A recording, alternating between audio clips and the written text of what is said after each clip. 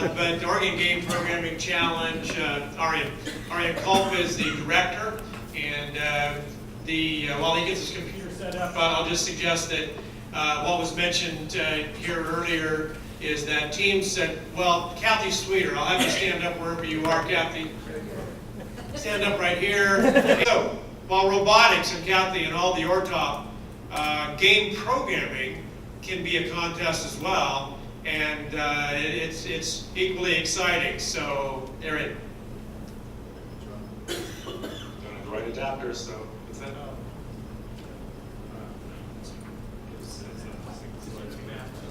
We'll work on that and you can chat with them. Okay. So yeah, my name is Arian Kulp. To clarify, it's actually the Oregon Game Project Challenge. It's not just programming.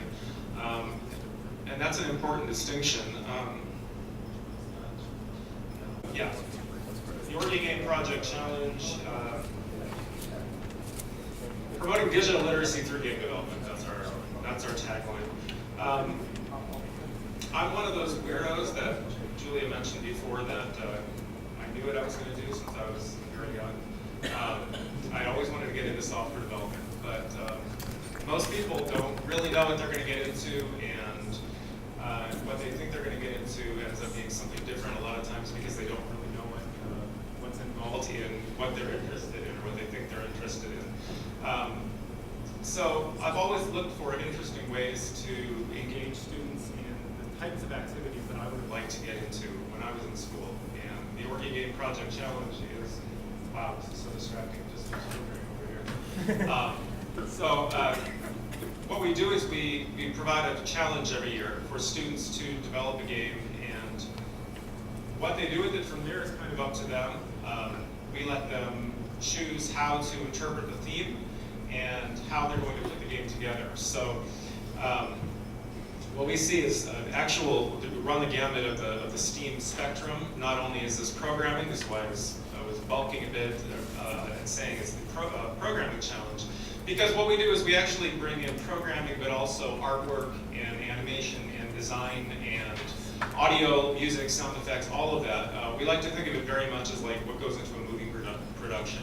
So when you think about the long list of credits at the end of a movie, making a game production is very similar to that. We try very hard to dispel the notion that programming is this lone wolf activity, and that making a game is just some guy or two guys sitting in a garage working on this thing. So what we work very hard on is to promote collaboration and teamwork, and getting students involved, 2, 3, 5, sometimes more students, and making them work as a team. So not only are we promoting STEAM as in the science, technology, etc., but we put a very high value on teamwork and collaboration, and saying that if you're going to make this work, you have to work together. You need to decide who is doing which thing. You need to have a game plan. We start out our season by actually having, we call it a game jam, where we teach the principles of game design. It's just a single session, but we also have materials up on the website that to help teams to understand that they're not just going at this thing and throwing stuff at a wall, but that if they're going to be successful, they need to actually plan it out. We encourage them to start on paper, just don't even go to the computer at first, and actually design, this is the game, like ignoring the computer itself, like this is the object, these are the characters, this is what drives the player to actually do something in this game. Think about that before you have written any code or drawing any pictures, or you're probably going to be wasting time. And this ties in very well, of course, to the real world. No big company is going to start a project and just dive right in. It's extensive planning and research that goes into any good, successful project. And so OGPC is all about getting the students to think about this as a project.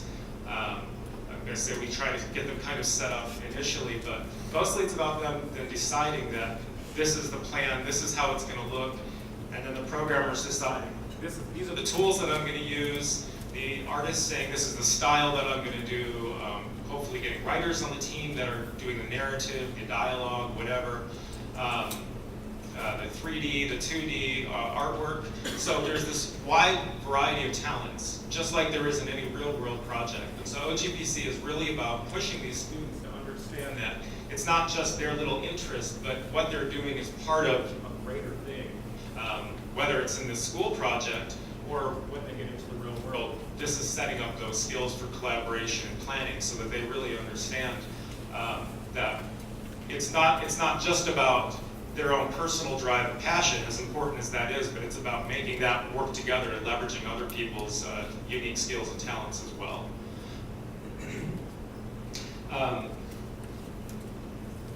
Something that I see a lot with STEM in the real world, I have a lot of people that come up to me because I've been in programming since I've been in the workforce, basically, whether it was professionally or not. I've always had various jobs like this, and so people always come to me with questions about getting into this field.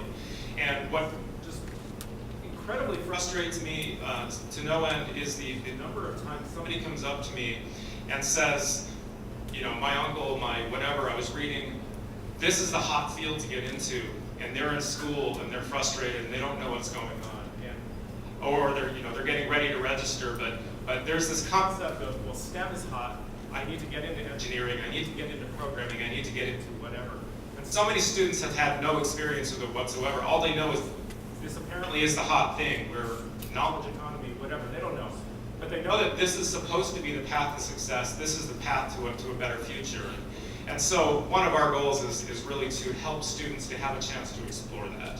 And obviously that's a lot of what all of you are about and a lot of the other organizations we're hearing today. But I think that really bears stating again that one of the really great values here is that we're letting students explore these hot topics, that they're no longer just buzzwords and they're no longer just do this if you want to be wealthy, happy, if you want to be Bill Gates, I don't know, whatever the selling point is.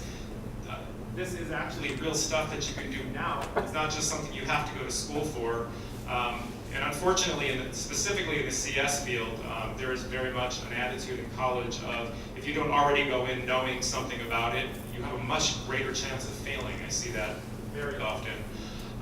These programs just really aren't set up to teach kids programming and teach kids computer science as much as they're expecting you to go in with skills. And so hopefully we're addressing some of that, some of those naive, I don't mean that badly, but the kids just that don't know better.